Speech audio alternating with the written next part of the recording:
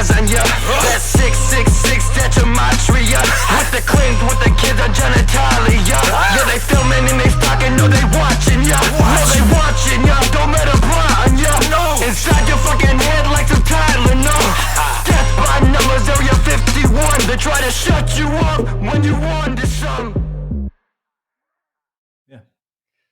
Yeah, so I was actually, again, scrambling last minute because I just did a podcast with Miguel Connor of Aeon Byte, and the audio was just terrible because what I was doing before was I was recording the podcast audio with my microphone, but my girlfriend got me this really nice microphone because I want to start like doing more podcasts and stuff like that. And so she got me a really nice microphone.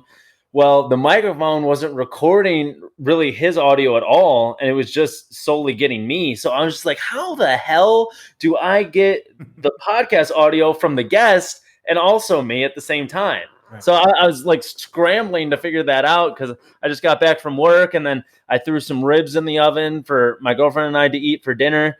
And then I was dealing with the dog, and I was trying to figure out how do I get the podcast audio for both guests. And then I stumbled across this YouTube video that said Squadcast will record both of your audios at the same time. So I'm just like, dope. And then I got that real quick, and hopefully it does the trick. I don't know what you use. You use a Mac or no? I use a PC. Yeah, that's probably why. Mac is very simple. It's easy. Oh, okay. I don't even know what to do with a PC. Everything I do is Mac. So gotcha. It's made for dummies, man. What can I tell you? So I just do hit like certain buttons, boom, it's there, it's good to go. So I never really had that issue, but you're probably a lot smarter than me as a result of it because I wouldn't know what the fuck to do, to be honest. Oh, no, I mean, I literally just watched the video and it's like, download this and it will record. I'm just like, bada bing, bada boom. I clicked a couple of buttons and hopefully it's going now. So, but yeah, man. So you're in New York, right? Yes, I am, sir. New York City, the Bronx. Cool. I'm in Austin, Texas, and shit's pretty much open down here. Yeah. Well, what's the scene in New York right now? Nothing's open. Oof. Yeah, nothing's. I mean, things are open, but it's not New York. Yeah, like to come over here, like if you came over here as a tourist, you'd have the worst time. There's nothing to do. Right, and you can't even eat inside right now. They stopped that. They stopped indoor dining. So now it's a struggle just to get a freaking meal, right? Like, I mean, you order and take it home. That's the best case scenario. But everything is closed, man. I mean, some stores are open, and it's a whole freaking thing. Like if for Apple, if you want to go to the Apple store, you have to fill out a form, and you have to get make an appointment in order to get in. And, some stores are open and you're able to go in and buy stuff, but there's a limit on how many people can get into the store. So you're waiting outside in the line. It's a pain in the ass. And it's freezing in New York right now. It's cold, man. Yesterday it was cold. No. Yeah. 2 days ago it was really cold. Right now it's all right. I mean, it's still cold, but it's okay. It's not like super freezing. I've never been to Austin, Texas, man. I've never been to Texas, period. Yeah. So I don't know what it's like down there, but I hear it's gorgeous. And sunny right now. Beautiful. Look at that, man. Over here, it's cold as I'll tell you. Give me a second. What's the temperature over here, man? It's 43. It's not awful, but okay, that's not too bad. It's going to dip down to 26. Back in Chicago, that's where we came from. Wow. Yeah. It's going to dip down to 26 in a couple of hours, so it's going to go down. But yeah, man, it's just not the same. I'm waiting. Eventually, everything is going to come back. It's under what conditions, like what's going to happen, right? In order for it to come back, but it's going to come back. And okay. Like so much of the population has left New York, right? And everybody's like doom and gloom about it. And I was that way initially. I think everybody's going to come back. I mean, maybe not the same people, but there's going to be a whole new crop of people that are going to come in here. And it may be for the better and maybe for the worse, but it's going to happen. So, I mean, New York isn't going to stay shut down. I don't think that's the plan for any of this stuff. It's just maybe it's a new economy and a new way of doing things, and you have to come in with a vaccine or something. I don't know. Yeah. Right. But I'm optimistic that it'll get back to where it is. But right now, it's not very fun. Yeah. To speak to that point, there's a local Instagram page for things to do in Austin. So our our leasing manager that helped us get the apartment and everything, he said, "Oh, check out When, Where, What in Austin on Instagram, and it'll tell you cool events going on, and some of them offer free food and booze." So my girlfriend and I followed the Instagram page, and then we went to a couple of the things, and then it shut down in Texas for about a month and a half, and then everything's coming back, but everything's mass and all this craziness to do anything now. So we really don't follow that page anymore. But one of the last posts that we saw was, starting in June, when the vaccine becomes available for most people, we're going to start throwing When, Where, What COVID vaccine parties where only people who are COVID vaccinated can attend. And I'm just like, there it is. That's how it starts in Austin, man. They're going to start having the COVID vaccine parties. Only people who are vaccinated can attend. And then, then it's going to trickle down to like the Walmarts and the Targets. And I was curious, what do you think about all of that? I mean, there's a lot of people running around like their heads on fire, like the vaccine is going to kill us all. Right. Which probably isn't the case. I was listening to Crow 777 talk to this one astrologer. He's like, "Do you see any big event in the stars with the vaccine coming out?" He's like, "No, I really don't, in terms of like a mass die-off like some people are saying." Yeah. But, he's like, "But like any vaccine, there'll probably be some long-term health effects and it'll be a silent killer and the media will never report on it." So, I think it'll be a little worse than that. I mean, we are seeing the Bell's palsy, and how accurate those stories even are is up for debate, because like I was listening to one of your podcasts. You listen to me. Why is the media feeding us this narrative? Why is everybody talking about Bell's palsy? So I'm just trying to figure out what the game is with that. Man, first off, I want to apologize for you taking the time to listen to me. My apologies off the bat. Second, with this vaccine, right, there's people that will tell you you're going to die, right? You are going to die if you take it. It's going to change your DNA, all this other stuff. It's really unproven. Now, I'll put it to you this way. I think you made a valid point by saying, that astrologer, whatever he said, that, long-term effects. And you can make that argument for just about anything in the artificial life we're living right now, right? So this computer is going to give me some long-term effects, the radiation from the computer, and it's just the reality of things, right? Or the LED lights that are hanging above me, and so on and so on. Any medication you take it for too long or you take it wrong, it's going to do something to you. So, I think it's fair to say that this vaccine isn't 100, right? Even the mainstream feels that way at this point. They're like, okay, like, how did this come about? It's been 8 months. It takes 15 to 20 years to get something like this together. How are you able to do this? Did you have it from before? All of these are legit questions, whether they be grounded in reality or not. We're not experts in this field. So we're going to think about things like this and say, okay, 20 years it takes to make a vaccine. You still don't have a vaccine for the first SARS, virus. So what's so special about this one that you were able to, boom, do it? There you go. You have a vaccine. 8 months, like, really? And there's people questioning that, and that's good. You want that. That being said, this thing isn't, in my opinion, brother, it's not a mass killer, right? It's not the end all or be all. There is something going on that they, for some reason, and this isn't anything new to people that are into, alternative subjects and conspiracy and stuff like that. For some reason, they want everybody vaccinated, right? And that's not up for debate. Like, it's not, even if it is up for, like, over here in New York, they shut us down. We don't have religious exceptions anymore. You have to get these vaccines, right? And while I am not an anti-vaxxer per se, I am for the freedom to choose whether or not you want to be vaccinated. Yeah. You should have the right to go ahead and do this, or the right to say, no, I don't want this in my body.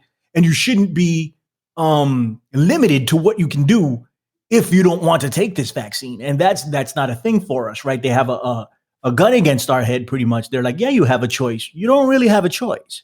I mean, you do. But what's going to happen as a result of that choice? What are you going to be limited to? You're going to be a hermit in your home? I mean, that might very well be the case. And they're gonna try to acclimate us to the idea. It's not gonna be down the barrel of a gun. It's gonna be enjoyment, right? Like, I don't know if you've ever seen the show Lucifer. No. Are you familiar? Yeah, I am familiar, but I've never seen it. I know that they were promoting it on Netflix hardcore a few months back, and I'm just like, why are they pushing this? Right. Well, it's actually a very good show. Right? Oh, yeah. My wife watches it all the time, so I watch it with her. But there's a couple of very key things in that show. Lucifer himself is the smoothest, best looking guy on the planet. All the women love him. He's smooth as hell, right? His real face is like, like he looks like a demon, but that's not what's presented, right? So if they want to get us to take this vaccine down the barrel of a gun, they're going to get a fight. It's not going to be good. So why present it that way? You have to present it in a way that's palatable, that people like. And sugar helps the medicine go down. Absolutely, my friend. 100%. So, yeah. And that's what they're going to do. They're going to have COVID parties with some hot chicks, bro.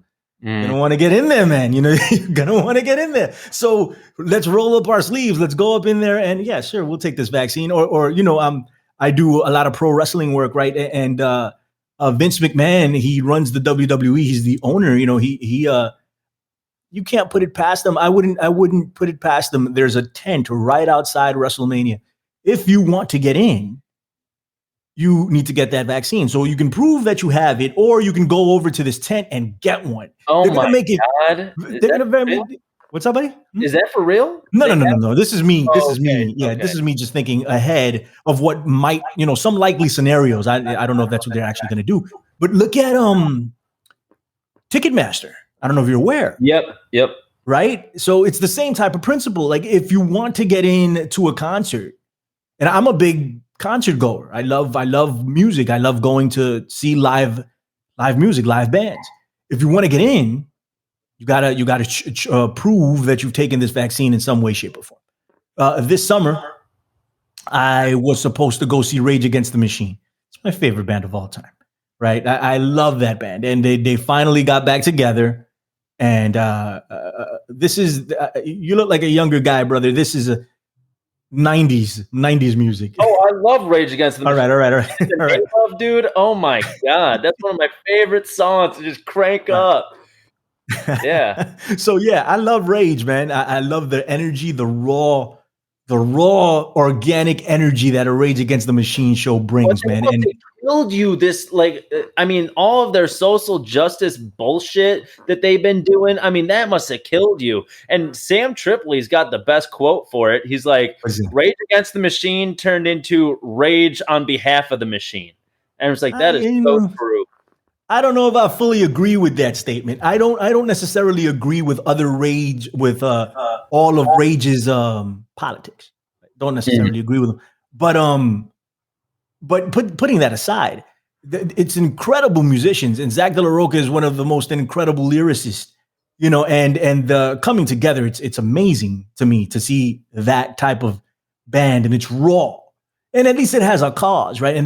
But they tell them, we'll get off of this, but they tell them, that they're supposed to be communists, but they're raking in the money and all this other stuff. I fall back from all of that, to be honest with you. Sometimes you got to just separate it. I love Rage. I love the music. Oh, yeah. So there's that. So if I want to go see Rage Against the Machine, I got to get this vaccine. And to me, I have it's a lot of there's a place in my heart for that band, right? And what I did when I was listening to them, and the many times I saw them, and I remember saying, "Damn, man, I'm never gonna see Rage Against the Machine again."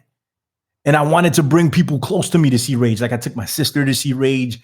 I took some of my best friends to see Rage, but I wanted my wife to see Rage, right? And I wanted my cousin to see Rage. And I'm like, yo, they're back. Like, Rage Against the Machine is back, right? and I'm like, well, let's go. And then, the COVID hit, and that all went out the window. But now if I want to do it, I got to get this vaccine, right? So these are real choices that we're going to be faced with. right? And whether or not you move forward with your life, how much are you willing to sacrifice to not take this vaccine, right? Yeah. And is it a principle thing? Is it out of principle, or is it out of you're afraid you're going to die? I mean, that's subject to the individual. I don't think you're going to die, right? But it could kill you, absolutely. Look at smoking, and then I'll turn it over to you. Smoking is a thing. I know people that smoked all their life and they're perfectly healthy. Perfectly healthy. It's a bad thing for you, but they're perfectly healthy. Like nothing's ever going on and that never happened. Then there's some people that pick it up 2 years later, they have freaking emphysema and they're done. Yeah. Right. So it's all relative to the person. Right. So these are real situations that you and I and everybody listening are going to have to deal with. I like saying that it's over. You know, the time that we used to speculate in on shows like this, and it was fun, and we were able to explore different ideas and go. That shit is over, bro. Mm-hmm. It's over, man. This is the real freaking deal. Like, we are here. You know, we went right through that door, and the door closed, and now we got to deal with it. You know, we got to deal with the consequences of all this stuff. These are real things going on, and it's time to put up or shut up, right? What that is, I don't know. I don't endorse violence in any sort of way. I'm a peaceful protester all the way, but it's time to either put up or shut up, and it's time to get real. This is not a joke anymore, unfortunately.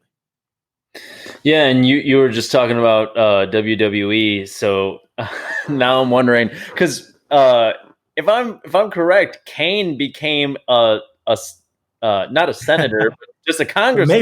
The mayor. I think he was the mayor. Of his town. I'm not 100. You might be right, but I think he's the mayor of his town. Go ahead. Yeah, I wonder if he's enforcing the mask mandates in his town. You think so? Yeah, absolutely. He was always my favorite, man. I thought Kane was such a badass.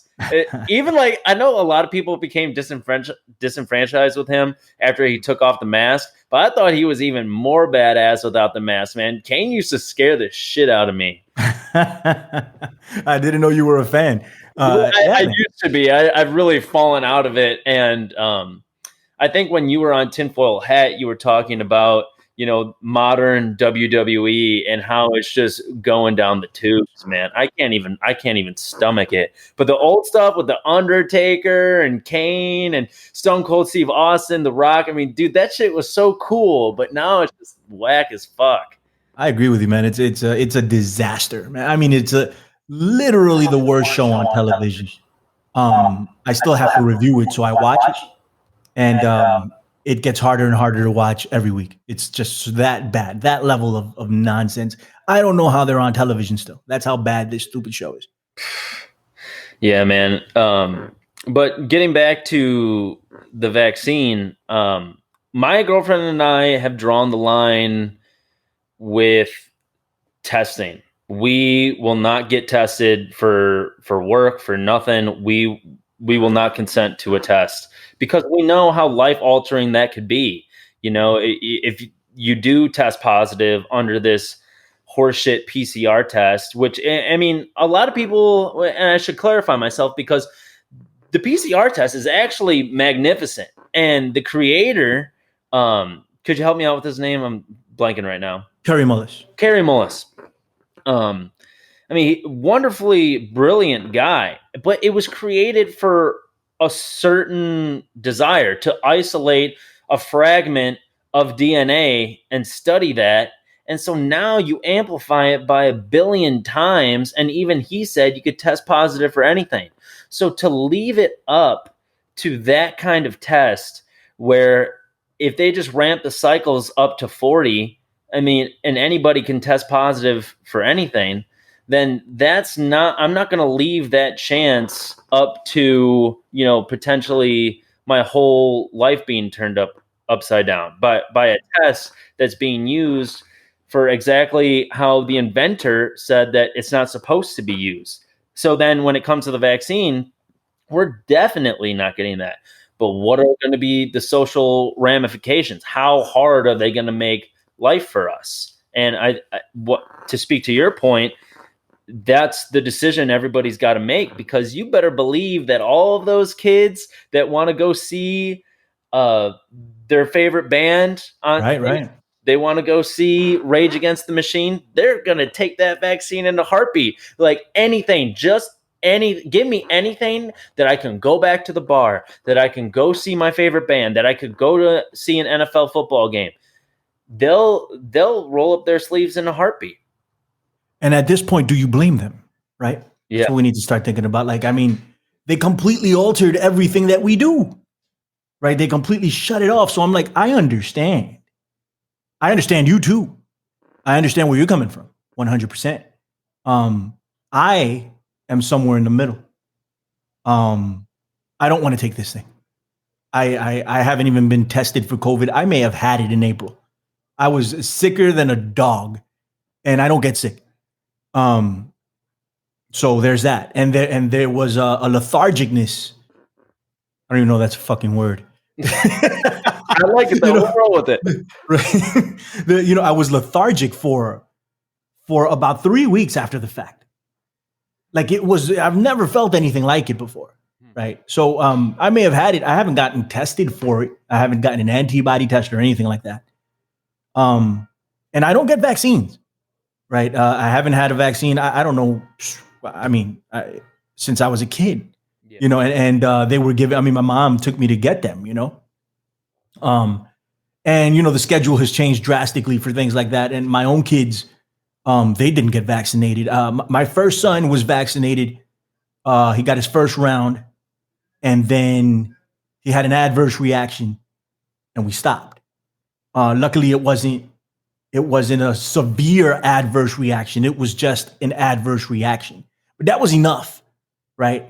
And we were like, no, we're not doing this. And then my second son, he didn't have anything, nothing, and we stayed that way for a long, long time up until very, very recently when they had to get vaccines in order to go to school. And then there's a point where we have to make a decision. And unfortunately, I am not in a financial position to do anything other than what I did. Right. So that's when I start thinking, I'm like, sometimes it's you can't pass judgment until you're in those shoes. Because when you're in those shoes, you're like, shit, what do I do now?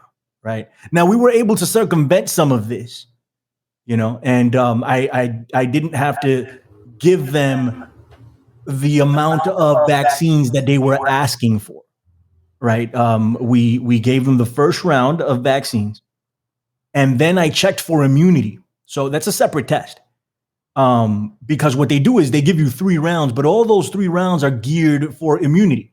So I don't know, they have percentages. So the first set of vaccines, and don't quote me on the percentages, I'm making them up right now just to give you context. Mm-hmm. So 30% of the kids that are vaccinated will get immunity in the first round. So they do it again. And then in the second round, 75% of the kids get immunity to everything. And then the third one, 99%, let's say. Okay. Right? So that's the rationale. So what we did was, I wanted to know off the bat if they were immunized. I mean, if they were immune given the vaccine, the first round of vaccines. And the doctor couldn't tell me that. They're like, we don't have that information. I'm like, so how do you move forward with the other vaccinations? Or they were like, oh, we just give it to them. Because after we give them 3, we know they're immune. I'm like, so they're not necessary. And she goes, well, they may be. We just don't know. I'm like, so how do we know? And she was like, well, you'd have to run tests. And they cost money, right? And most people don't want to elect for that money. We paid the money. Mm-hmm. I'm like, I want to know. And they were immune off of the first round. Thank the Lord. They were immune, and we didn't have to do it again. And it's been an argument with the schools because they don't get it. People don't understand. So I go to the school and I told them they're immune. And they're like, yeah, but he's missing this round of shot and this round of shot. I'm like, no, you're not understanding. He's immune. He doesn't need that. And they were like, no, he does need this. I'm like, no. He needs immunity. And he is immune. Therefore, I don't have to give them those. So after several arguments, we finally got our way. And that's not to say they won't contest us again. Yeah. But it's always been a push and pull. Even when we had religious exemptions here in New York, it was a push and pull. It was a battle the entire time. When thank the Lord we were able to delay it as much as we could. Well, like my kids were, both of them. One of them was 9, the other one was in the double digits. So they were of age to be able to fight these things with their immune system. What typically happens here is these kids aren't ready for the barrage of crap that they're getting so young, and their immune systems can't handle that shit. And then we see things like autism and stuff like that may result from something like that, from the vaccine. So once your immune system is stronger, it's easier to fight back. And I checked with a couple of people, and they told me how to proceed. And again, I'm not completely anti-vax either, right? I understand the science here. Somewhat. I can't pretend to fully understand it. But when we get to something like the PCR test, right? And there's plenty of misinformation going around about this thing, right? And do I know 100%? No, I don't fucking know. But I'm sorry, can I curse on? No, I mean, I've done it so often already, so it's keep rolling. My apologies. But anyway, I don't know, right? But I've spoken to some people, just trying not to make assumptions. And Kerry Mullis, a lot of his quotes are circulating the internet. Mm-hmm. And most of us are really taking it at face value. We don't know what's really meant because we're not virologists. Kerry Mullis did hate Dr. Fauci, apparently, and he pushed back on Fauci and all of this other stuff. And are there issues with the PCR test? Probably, right? There probably are, but from what I understand, what this does is amplify a virus, right? And when they say you can test positive for just about anything, it's what's already in your body. It has to be in your body. If it's not in your body, you can't find it because it's not there.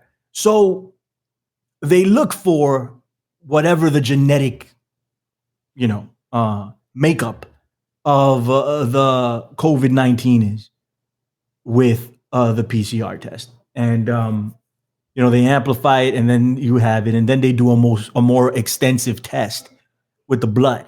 And that's how they determine it. So the PCR test by itself may cause some issues, but then they go to another step. At least that's what they should be doing, according to some people in the medical industry that I've spoken to. I can hook you up with some if you want, and you can speak to them and grill them about, what they're saying about this stuff, and they may be able to give you a lot better answers than I, but I would, and I learned this the hard way, brother.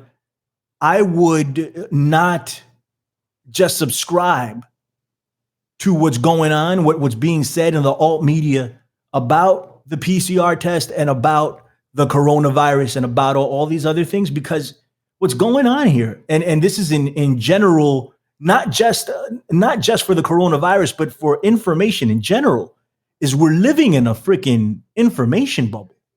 So we're all in this information bubble together, you and I, people that are listening, and other quote unquote truthers or alternative media personalities. We're in this fucking bubble, and we don't understand that we're in it.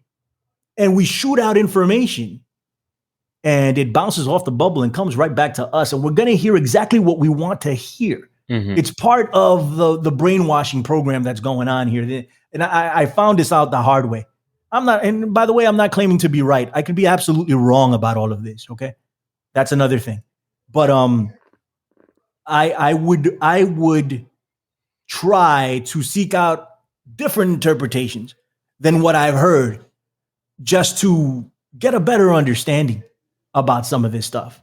Like, I listened to a podcast called This Week in Virology, and these are all mainstream virologists talking about the coronavirus and what it is and the PCR test. And you'll hear something very different coming from these people than what you'll hear in the alternative media. And I'm like, wow. And then I start thinking, I'm like, are these people all in on it? Are they all in on the plan? Are they all trying to kill us? Odds are that's not the case, right? They're regular people just like you and me. Mm-hmm. They just have a different understanding on some of this stuff. And I think part of the problem here is that a lot of people claim to be or are pretending to be experts on this stuff. I am fine with saying that I am absolutely wrong. I did shows on this stuff in the beginning, and I was so wrong about so much of it. I was wrong. I was right about some of it, but I was so wrong about so much of it. Do you care to share what you were wrong about? Man, let me tell you. Hold on for a second. Give me just 1 second. Just want to check something here. I don't know. All right. So, sorry about that, buddy. All right, so I'll tell you. When this whole thing hit, I took my customary approach on things. I'm too laid back for my own freaking good, right? So I'm like, hey, let's relax. It's gonna be all right, man. It's gonna be okay. Mm-hmm. No big deal, okay? This is good. How many times do we see something coming out of China? We're good, okay? Relax. Let's see what's up. I had Dr. Len Horowitz on. Don't know if you're familiar with him. Haven't been able to get in contact with him since. But he told me, this is a cold. I'm like, all right, okay, I get it. If that's and there's still an argument to be made for that, right? If you look around, it's I don't think it's that severe as people are making it out to be, or the mainstream has made it out to be. Mm-hmm. But there's also an element of the long hauler. That's true. I've seen it, right? I've experienced it. I know this to be true, and that's what I mean about the hard part. I mean, learning the hard way. Like I had to learn because one of my professors came down with it. I had to learn because my next door neighbor came down with it. I had to learn because my wife's best friend got her neighbor carried out in a body bag, right? So I'm like, okay, something is clearly going on here, right? I'm not pretending to be expert on what that is, but if I listen to just what the alternative media is giving me, nothing's going on. So that's not the thing. But anyway, I was warning people to get ready, to get prepared, because I was hearing things like, full on martial law. And it was a wrap, and the conditioning in the alternative media, especially if you had listened to Alex Jones for a certain amount of time, was that this was coming, right? Martial law was coming. Forced vaccinations were coming.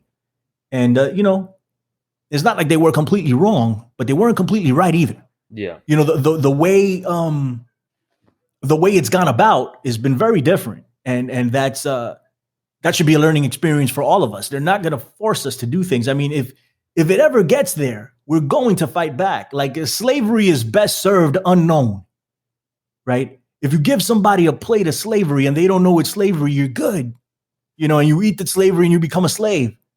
But if you give somebody a plate of slavery and tell them, yo, this is slavery, you're going to get some pushback. Yep. Right? So I thought it was full on martial law coming. I thought they were going to block off New York City.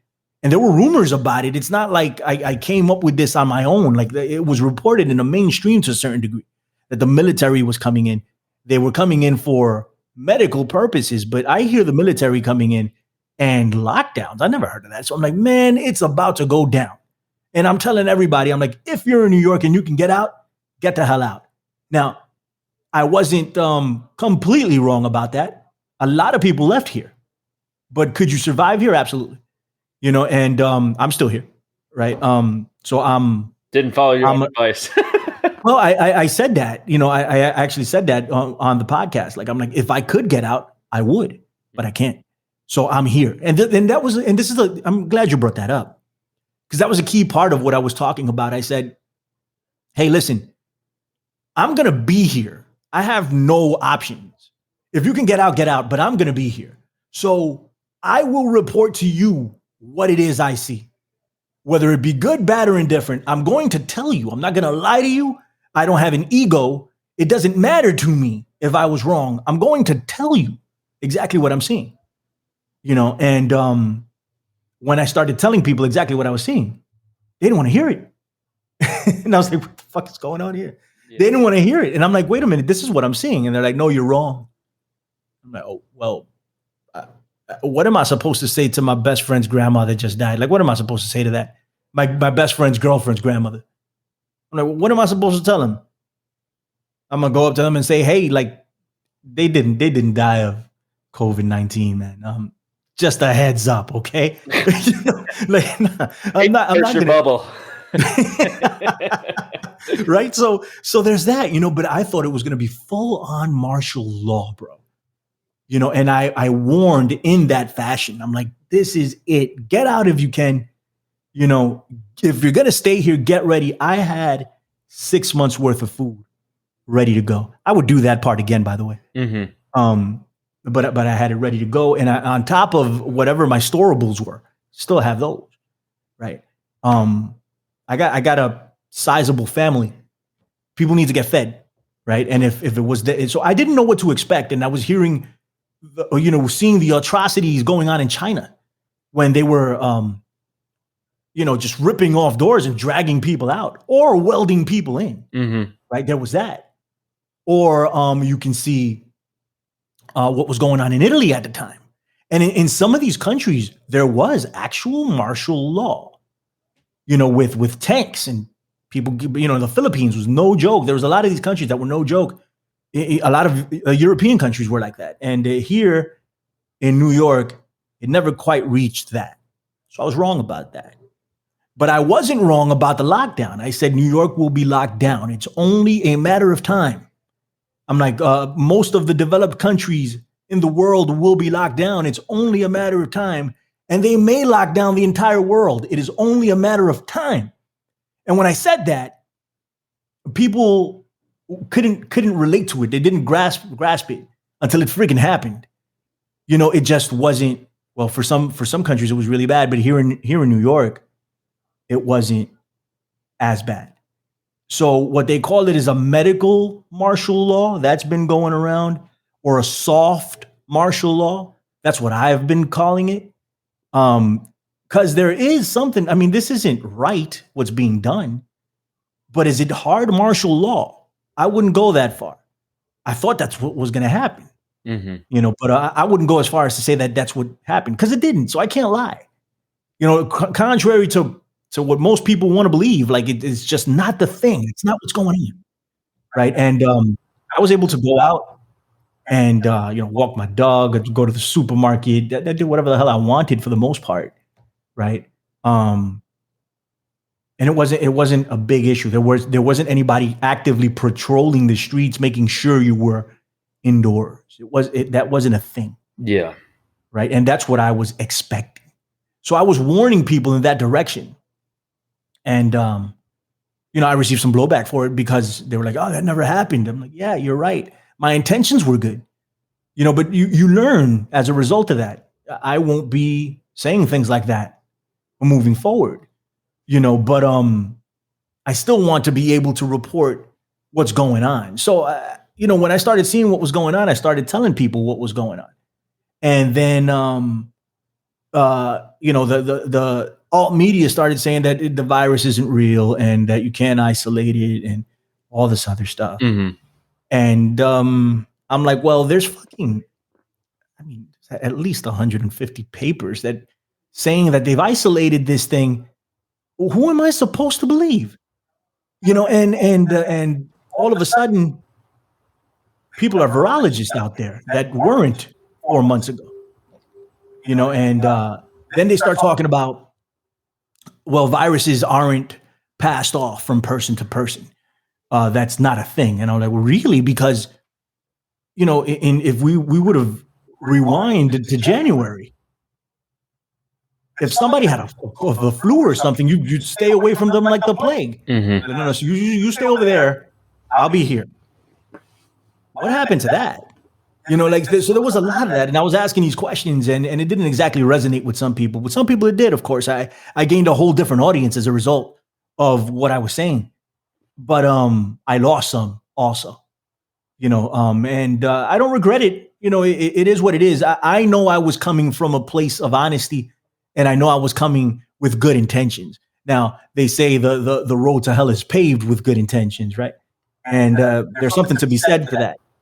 But I learned lessons through it, and I'll continue to learn lessons, and that's what we're doing here. And I was always open about that. I'm like, I'm not sure. And I'll continue to say that because I'm not sure about any of this, but I can only report what I see And that's what I'm going to stick to from now on. Does that make sense to you? Makes a ton of sense. And, listening to your podcast and you talking with guys like John Brisson, who, I mean, God bless John, because that dude has opened my eyes to some stuff that I had really never even considered before, especially when he went on Charlie Robinson's podcast and he's talking about the CNP and all this stuff. I'm like, how come I've never heard this? Because, like you're saying, in the alt media, man, we have a tendency to be an echo chamber and push certain narratives. And so everybody talks about the CFR, Democrats, Democrats, Democrats. We got this whole other side, this other wing of the bird that is just as devious, if not more so. And I haven't been a fan of the Republican Party. Well, I will admit, I was a Trump supporter in 2016. I actually didn't vote for him because I'm just like, this guy's too stupid. And like it was gaffe after gaffe, and I'm just like, all right, now he can take out Hillary. Like, nobody likes Hillary. If he just stays on the straight and narrow, he'll crush her. And then it was grab him by the pussy. It was this, it was that, and then it would just make it like even again. And I'm just like, this guy can't fucking save himself if he fucking tried. So I fell out of favor with him, and then I started listening to Tinfoil Hat, and I got red pilled and woke up and all of the other terms and everything like that. And so I actually drive a truck for 8 to 12 hours a day, and I thank you for that, brother. And we appreciate it. I mean, I wish I was delivering food, but I deliver uniforms. Well, I guess to people that like butcher coats and stuff for people who prepare food, I guess. But so yeah, I mean, I just had all this time and I listened to all these guys and everything like that. And then, everybody talks about CFR, Trilateral Commission, Bilderberg. Nobody's talking about CNP. And, I knew the Q thing was a total psyop back in like 2017 when Trump gave that, or it was 2017 or 2018 when he gave $100 billion to Saudi Arabia, which they're using in de facto genocide against Yemen. We're de facto supporting the real genocide that Saudi Arabia is perpetrating against Yemen. Right. So, I knew that Trump was a total clown and all of this, and I've really grown to despise him. Although I think that a lot of the people on the left give him, phony baloney. Oh yeah, Trump's a racist, and it's like, is he racist? Probably, but I mean, I just so tired. And like, if that's really your only argument why Trump's a terrible president, then you need a lot more education in that sector. But what I was going to say is, I am that guy that thinks that the way we think about infectious diseases is different than we always have. And I listened to a ton of podcasts, read a bunch of articles, going on PubMed, and really listening to the experts. I think her name is Dawn Lester. She and her research partner researched infectious diseases for 10 years.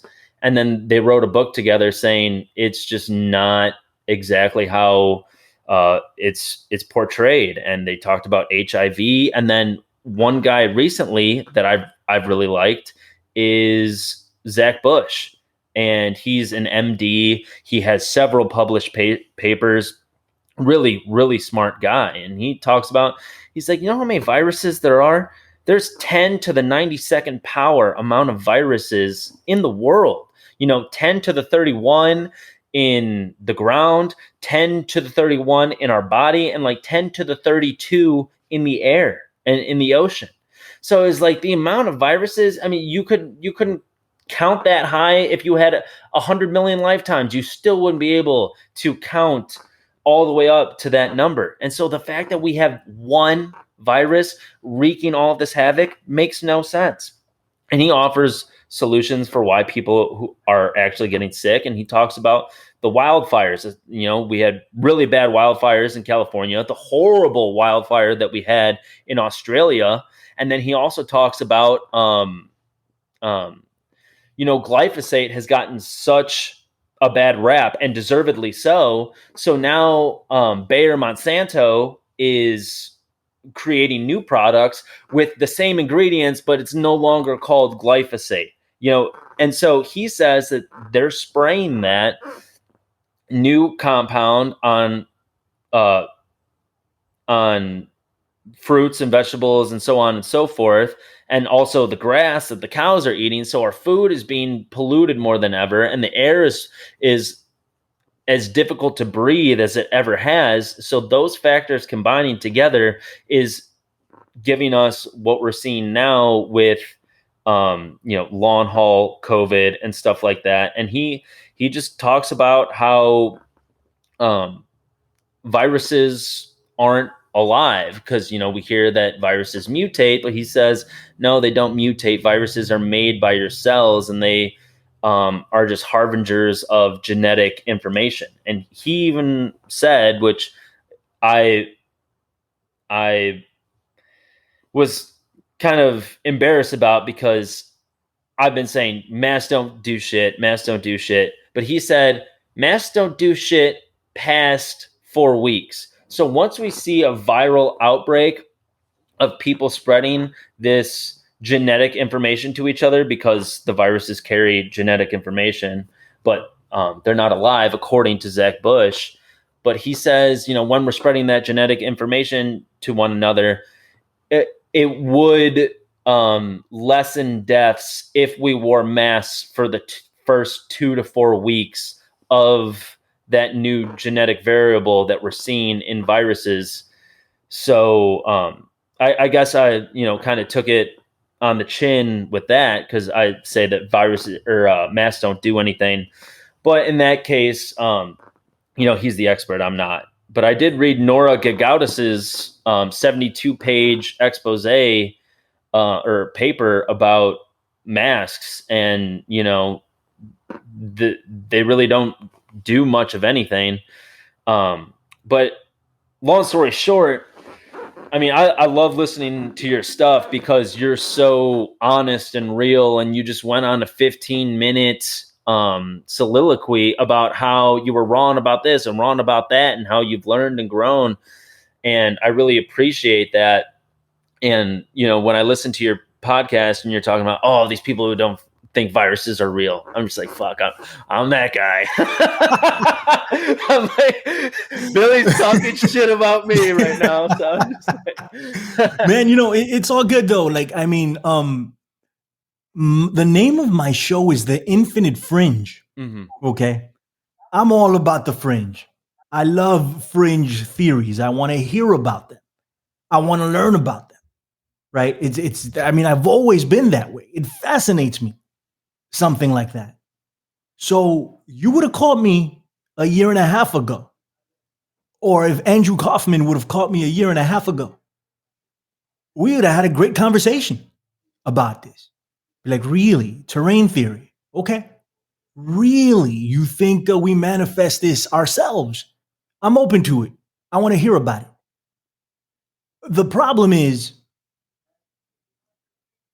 there are people today and in April that were presenting this as a fact. And that's what I had an issue with.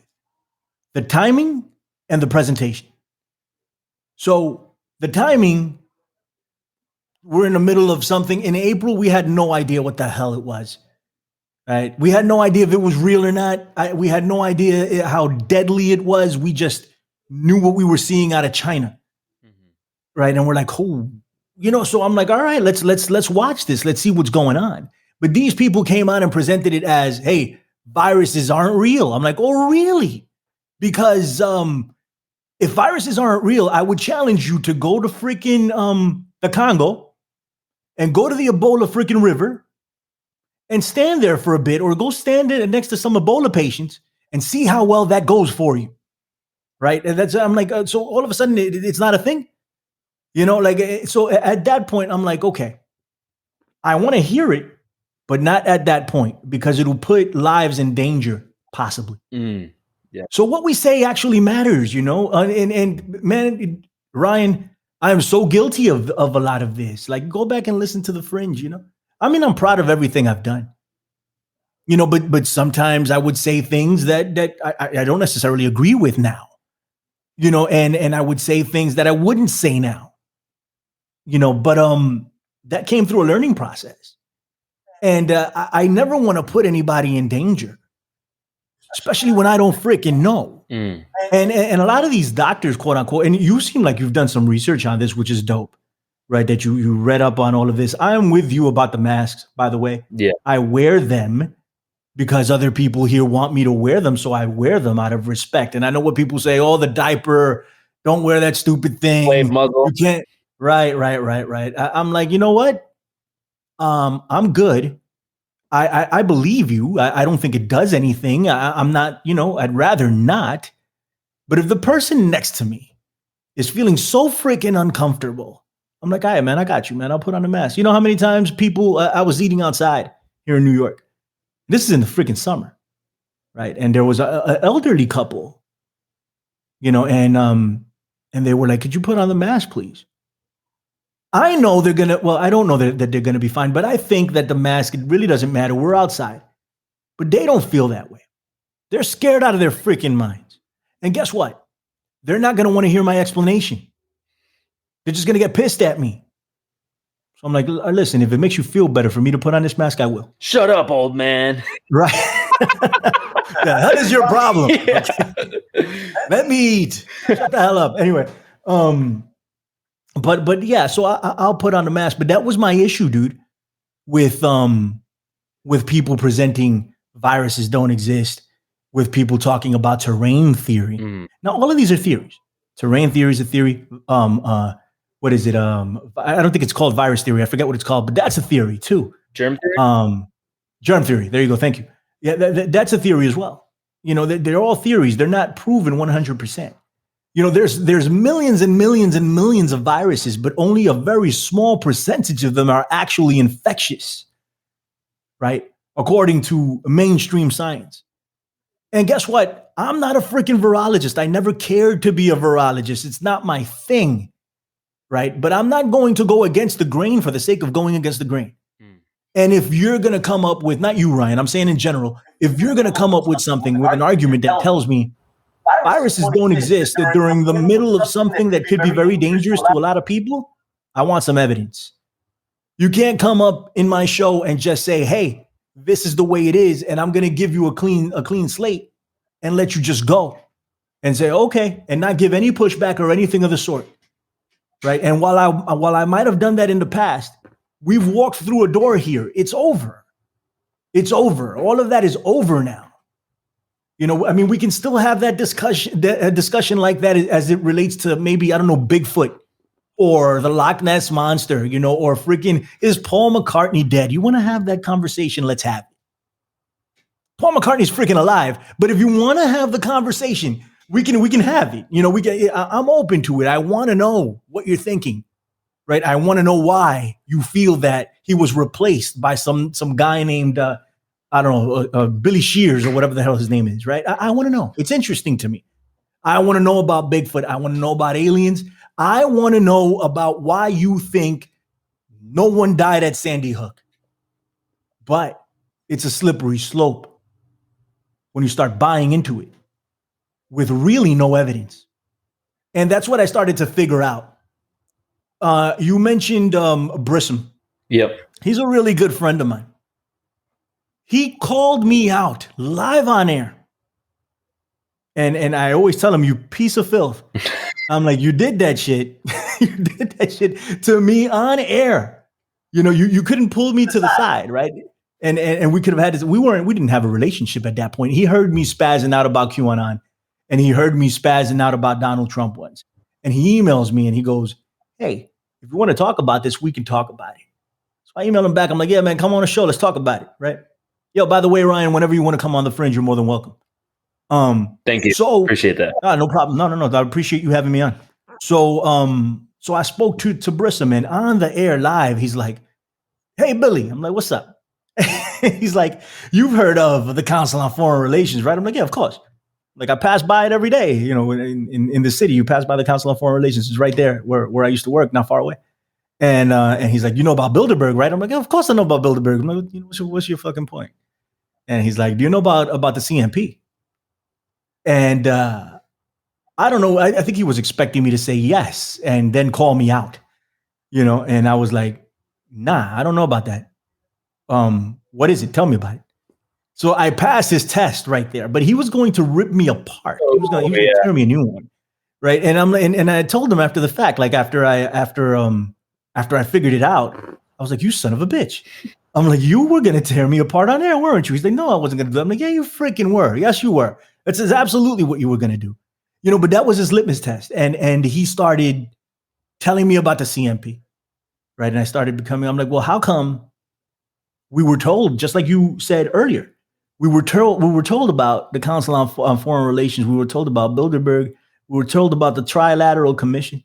You know, so many others of these think tanks. I can't think the Round Table. You know, Rhodes Scholars were a thing at one point. You know that because Bill Clinton, I think Bill Clinton was one, and everybody. You know, we were told about Skull and Bones. You know, we were told about all of these things, but we were never told about the CMP. Yep. And I'm like, man, why is that? You know, and I started going down that road. But not only was the CMP, is La Cercle, which is the equivalent of the Bilderberg Group.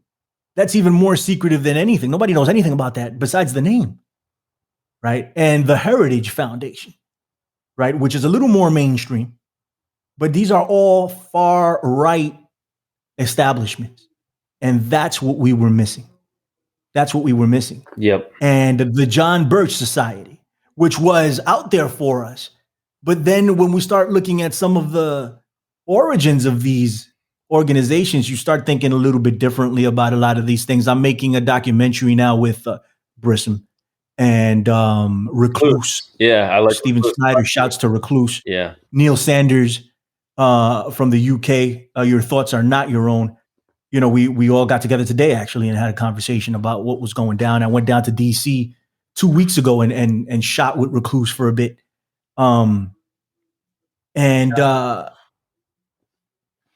Everyone has a different opinion, all four of us. But we agree on more than we disagree on. And when you start looking at some of these things, I'm like, man, a lot of this stuff just came out of that side that we weren't told about. So we've been manipulated this entire time. Mm-hmm. The truth movement, the alternative movement, whatever you want to call it. We've only been shown one side, Ryan. Why weren't we shown the other side? And if we weren't shown the other side, what did we actually know? What do we actually know? Did we really get red pilled or not? You know, and that's where I'm at right now, right? I sit on my show sometimes on TFR and I just start talking about this. I'm planning on doing this Sunday. Actually, it's the first time I'll be live in 2021, and I'm going to talk about what happened at the Capitol, and I'm going to talk about how the progression of how we got there, and it's all military grade mind control, babe. It's insanity, brother. Like, and I start thinking about it, and I'm like, man, we are all getting worked. Mm-hmm. We're all getting worked here, all of us, and trace it back to that. Trace it back to the fact that no one told us about the freaking CMP. Why? Why didn't they tell us about that? Why didn't they tell us about that? They had us controlled from the beginning. How could we be free if we were controlled from the beginning? How could we be free thinkers if we don't have the entire picture? And the people giving us the information are the ones that are potentially controlling us. So where are we? You understand? And that's what I thank God I met Brissom. You know, he's a pain in my ass, but I thank God I met him. You know, and Recluse and Mr. Sanders. You know, and so many more. Don Jeffries, shouts to Don, and Charlie Robinson I've too. got his 3 books on my shelf right there, dude. Excellent author. Excellent author. He's even even more excellent person. Mhm. He's just an excellent guy. I talk to him every week for Iconic Unplugged, and he's just an excellent person. But we need to come to the realization as a community, which is what we are. We are a community. Mhm. We're together in this. We need to come to the realization that we are not awake, not even close. Far from it. Far from it. And you can trace it back further, but you can trace it back to not knowing about the CMP. That should light some red flags ASAP. That the people that we depended on for this information, like an Alex Jones, didn't give us the full picture. Why didn't they give us the full picture? And now go take a look at what Alex Jones is doing now. And the propaganda he's been pushing for the last, I don't know how long. Mm-hmm. So what's the deal? Did they really have our best interest at heart? Who has our best interest at heart? And as soon as we realize that we're being worked, that's the first step to getting out of this. We're a long way down this hole. So let's keep that in mind. But we're being worked here hard, in my opinion. And that's also what I wanted to kind of talk to you about was the state of the truth movement. Because, we just had Q get shattered, but now, we've got this whole thing. And I mean, I heard X22 report came out and said, oh, actually, Biden has been working with the Trump team and they're in it together. I'm just like, dude, you're really carrying that torch. I'm like, you want to be that guy right now? I mean, come on. Like, this is a time for reconciliation. Admit your sins and we can move on. And dude, I'll say it, Tommy G, I lost so much respect for him over the course of this whole thing, because when that guy educating liberals came out and said, he's like, I know I was a huge Q guy, but I'm done. It makes no sense. And he presented all of his logic and facts and reasons for getting out of the movement. And then Tommy G went on Red Pill 78, because I watch all of these Q guys because I want to know what they're saying. Ain't nothing wrong with it. You got to know the other side. You got to quote unquote know your enemy. Yep. To quote Rage Against the Machine. Go ahead, bro. And then Tommy G goes on Red Pill 78 and he's like, I don't know about you, Zach, but Dylan, because I think his name's like Dylan Weber or Weber, something like that. He's like, yeah, as far as Dylan is to me, he's as good as dead. If you want to leave this movement right now, you're as good as dead to me. I never want to hear his name ever again. I'm just like, that is some psychotic shit, dude. Because you want to say, you know what? He's got his beliefs. We have ours. If he wants to carry on and do his own thing, that's cool. But, we still got a mission to accomplish and support the president. That's a different thing. To come out and say, no, he's as good as dead to me. He's a piece of shit. Fuck him. He has no rhyme or reason. He's just an ultra Christian. And I'm just like, dude, he gave an hour and a half worth of reasons why he's done with the movement. And to slander him like that and to talk about him in that way, I'm just like, now I got to question who you are as a truther, because anybody who talks about that way to a fellow truther is not someone that I want to be associated with. I'm not familiar, right? I know who Tommy G is, but I'm not fully familiar with his work. And the other gentleman you mentioned, I'm not familiar at all, right? I know Tommy G was a big Trump guy, and Q guy. So here's what I'll say to that. And people are like, why are you so anti-Q? Why are you so anti-Trump? But let's stick to Q for now. I was incredibly anti-Q, for one, because it was complete and total nonsense, right? Like, I mean, it's makeup, like freaking storybook time.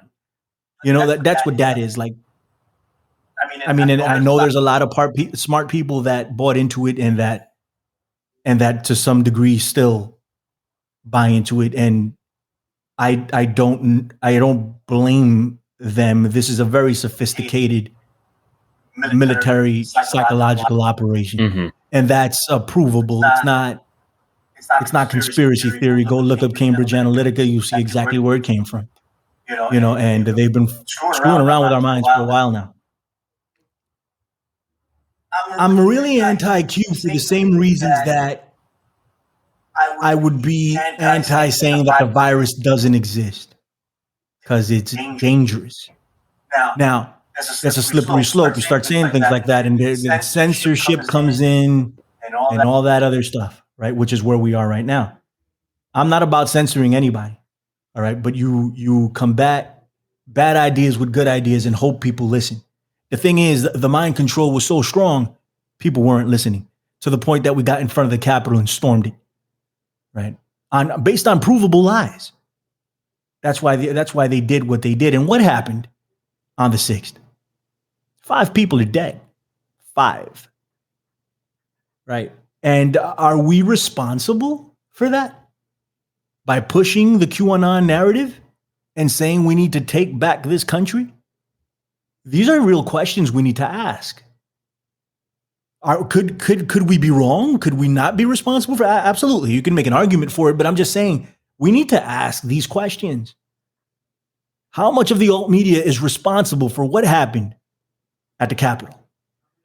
For radicalizing minds and saying, hey, they're the white hats, and Trump and the white hats are trying to save us. And they're doing what's best for us. And we need to take back this country as the true patriots that we are. These people actually believed that they were going to take back the country, that there was an actual revolution. It's a LARP, right? It's a live action role playing game. What's going on here? What QAnon is? It's like Dungeons and Dragons in real life. And the culmination of it was when they stormed the castle. They stormed the Capitol building. To the point, Ryan, they stormed the Capitol building. Some would say that they were let in, which we can have an argument about that. There's some footage that you see some of these people being let into the Capitol. Mm-hmm. But then you also see people getting squashed and cops getting their ass beat and all that other stuff. So we need to take that into account too. They freaking stormed the Capitol building and took selfies of themselves while they did it. Does that make sense at all? Does that make sense at all? What type of mind control do you need to be under to commit a federal offense? Tape yourself and put it out so everyone can see. These people were expecting, the QAnon shaman was expecting a pardon on behalf of Donald Trump. That was never going to happen. It was mental delusion. Some people would say that he's an actor. But ultimately what happened here is we became a part of a cult. And it was through heavy mind control, through a Cambridge Analytica, through somebody like Michael Flynn and Steve Bannon. Steve Bannon, you can say whatever you want about him. The man's a genius. Oh, yeah. A genius. Oh, yeah. And he was able to manipulate this entire thing. And this was the culmination of the first movie. Maybe it's the last movie. Maybe they won't make any more, but it's the culmination of QAnon. Was January 6th in front of the Capitol. That was the fever pitch of the mind control operation that went on. Let's see how far we can push these people. Let's see what we can get them to do. Let's see how emotional we can get them, how angry we can get them based on lies, and see where we can push this to. And that's what was achieved on the 6th. It was a victory for those that seek to manipulate us. And that's why I had an issue with QAnon from the beginning, because it was bullshit and people were bound to get hurt. And now people are dead, but also there are people that are mentally screwed by this right now because they're trying to figure out what the hell happened. Why isn't Donald Trump the president of the United States right now? And they're trying to make up narratives to come to terms with this. right? People say they want the truth, but they don't want the freaking truth, Mhm. right? They want something that sounds like the truth that they're happy with. They want something that fits their narrative, that fits their worldview, and they will go out of their way to come to terms with a lie that they like, then come to terms with the truth that they don't. And the truth is, Donald Trump is not the president of the United States. The truth is, Donald Trump wasn't working with the white hats. There are no white hats. The truth is, QAnon was an operation, and it was run on all of us. And it started, you can find the roots of a QAnon in Pizzagate.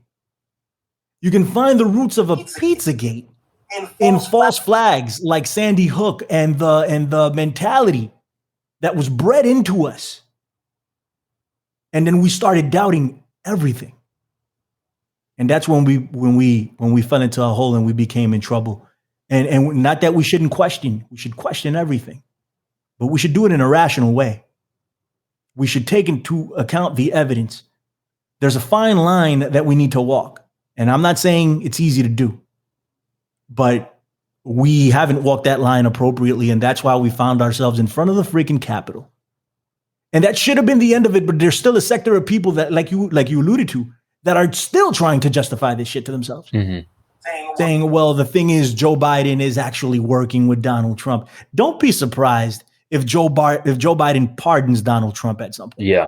Don't be surprised. Don't be surprised. All right. But then they'll use that. You see, he's working for him the whole time. Donald Trump is still the president. There's this whole scenario coming out that Donald Trump is going to run for Congress or something in Florida, and he's going to win. And then they're going to assassinate Joe Biden and Kamala Harris. And as a result, he's some nonsense they made up that he'll be third in line and he'll become the president. Like, I mean, they just continue and continue and continue. I think the movement was dealt a blow, the QAnon movement this time. It's not over. Let's see what form it takes, and let's see how far it continues to go. But it's not over yet. And what are the go ahead. What's up? What's up? The lasting impacts of Q? Because someone or two people that have really been covering this amazingly well is the Propaganda Report, Monica Perez and Brad Binkley. They've been dissecting these mainstream articles, and what they're doing is they're lumping credible, real, documented conspiracies, if you want to call it that. Well, I mean, I got you. Conspiracy in with QAnon. So I don't know if you know, but Jake Angeli gave several interviews, the QAnon shaman. He gave several interviews, and he's talking about Bill Cooper, Behold a Pale Horse. Great book. And all these real things that are happening, and he's telling about it. It's like, oh, QAnon. So now all of these credible, real things that we actually have documentable evidence to show for is now a QAnon conspiracy theory or part of it. So now we're also the QAnon idiots that they're making us out to be. You make a valid point, and that's by design. Yep. Right. And I'll attempt to explain it to you. But to that point, same thing can be said about virus deniers. We're looking crazy denying the virus. And when it comes time to push back on the vaccine, they're going to say, well, aren't you one of those crazy virus deniers? Because it all gets lumped in together. Mm-hmm. Right. So let's look at what you mentioned here about QAnon shaman and what he was saying. QAnon largely recruited a whole new sector to the quote unquote truth movement. Some of us that were experienced got sucked into it too. But for the most part, people that became a part of the QAnon LARP, they were new to a Bill Cooper. They were new to some of these conspiracies that most of us already know. This was a new revelation to all of them, right? Only thing is that they were compartmentalized to work from a particular area, right? So they were given all this information, and QAnon is an umbrella because all these conspiracies fit under the QAnon narrative They were made to fit under the QAnon narrative. That's how QAnon was constructed, in my opinion. Right? So QAnon shaman starts to talk about Bill Cooper and all of this. Inevitably, it makes the rest of us look bad because QAnon is fucking nonsense. Yep. So the premise that they have makes the rest of us look like fools, and of course they're gonna lump it in together. Come on, it's a gimme, to be honest. Like, and so many of these people, this is a new revelation to them. They did not know it was a thing, and they go around saying, "Look what I discovered. These people are out to get us, and Trump is gonna save us." That's the difference. Yep. Right? All of these people are out to get us. Behold the pale horse. David Icke. What else we got? Jim Mars. We're learning about I don't know, the globalist agenda, the new world order, and Trump is fighting all of them. That's the difference. That's QAnon. So it doesn't surprise me that these people are over here quoting conspiracy, but they're brand new to it.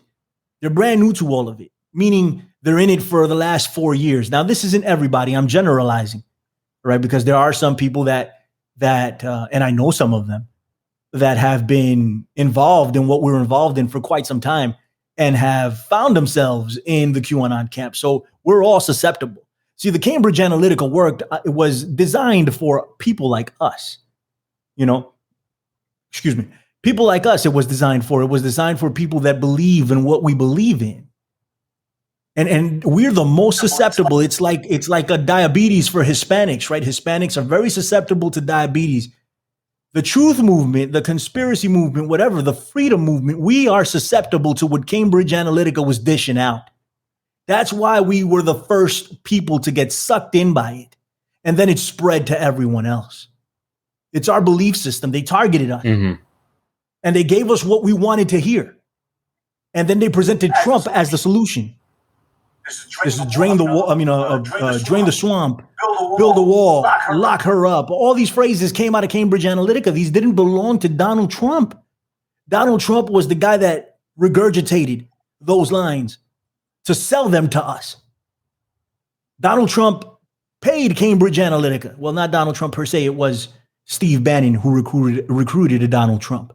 Steve Bannon and the Mercers put together Cambridge Analytica. The Mercers wanted Ted Cruz, and Steve Bannon wanted Donald Trump. And Donald Trump was the perfect fit, in my opinion. Yep. Who sells it better than Donald Trump? Who has the charisma of a Donald Trump?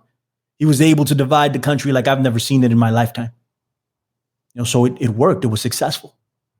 And in large part, it was because they told us what we wanted to hear. We wanted to see Hillary Clinton get locked up. We want to see the swamp drained in Washington, D.C. He never did any of these things. Nope.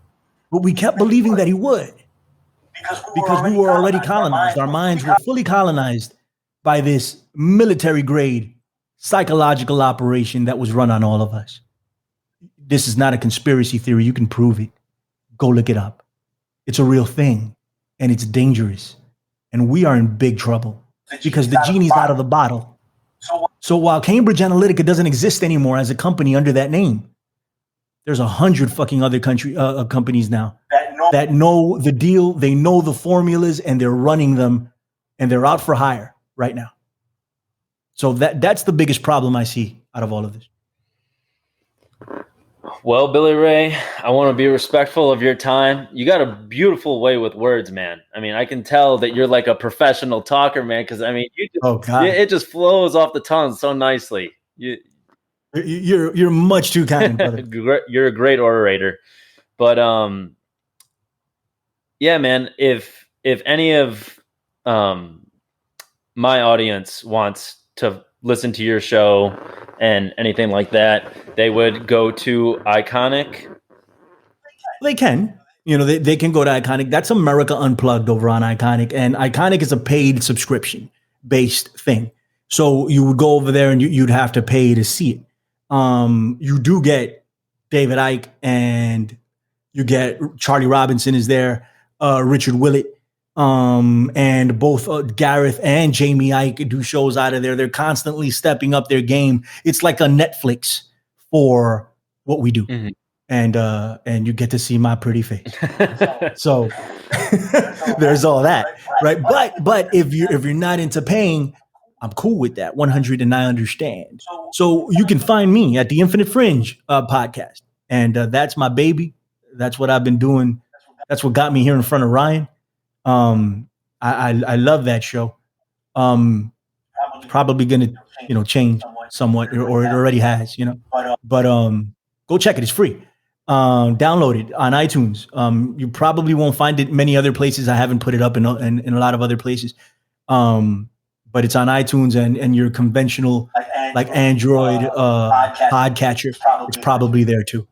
So go look it up. I have people on from all over the world, and we talk about conspiracies and we talk about things that matter now. Unfortunately, I want to talk about fun things, and I had David Weiss on. I have to put up that episode. We talked flat Earth. It was dope. We had a lot of fun. David Weiss is so charismatic, man, and we had fun, And I told him, I'm like, every time I have a flat earther on, I get some shit. And he was like, well, that's exactly what I want. I want those people. Yeah. I want them to listen to me. And when I met him here in New York. I put on a conference here in last October, Shoot the Moon. Crow 777 was there. Jason Lingram, David Weiss showed up. He didn't present, but he showed up. And he gave me a flat earth hot sauce and some other stuff he gave me that I still keep. Wayne McCroy presented, wow. and of course, the incomparable John Briscoe. He was there too, and so we had a lot of fun. And maybe we'll do that again when things open up, Lord willing. But you can find me at the Infinite Fringe, like I said, theinfinitefringe.podbeam.com. America Unplugged over on Iconic. Now you can find me over at Aftermath Media. That's Clive. This is the first time I'm announcing this. This is on Clive Lewis's network. I'll be over there. And you can check me. That's Tuesdays before Clive's show. I'll be there. And this is, I'm very excited about this one, Ryan. Okay. I'm very excited. And you're welcome to this one too. But hopefully it freaking happens. I think it's happening anyway. Brissom and I are doing a show, and it's going to be live on YouTube. I've stayed away from YouTube this entire time. But we're going to do a live YouTube show. It's going to be called Live from the Kill Shed. And we're going to just tackle subjects and have fun and call each other names and nonsense like that. So look out for that channel, and subscribe to it. We're going to have a lot of fun. So that's where you can find me. Email me at theinfinitefringe@gmail.com. You got something to say? I'll be more than happy to respond and dialogue with you. It's my pleasure and an honor. And Ryan, thank you very much, man. You're pretty good at this, man. So thank you for having me. I'll come back whenever the hell you want me to. And you have an open door to the Fringe, man. You come over when you want. Thank you, sir. I very much appreciate that. And if anybody's made it all the way to the end here, to the credits, go ahead and check out Billy's podcast with Sophia Smallstorm. That's one of my favorite ones that you recently put out. Sophia is, there's something about female truthers who are just so well researched that it's just powerful. Like Deborah Tavares and Lynn McTaggart and Sophia Smallstorm. Like, god damn, man, they're just so knowledgeable about what they talk about, and they just have all of the evidence to back it up. So if you're gonna go check out Billy Ray and the Infinite Fringe, check out the Sophia Smallstorm episode first, and that'll be your jump off point.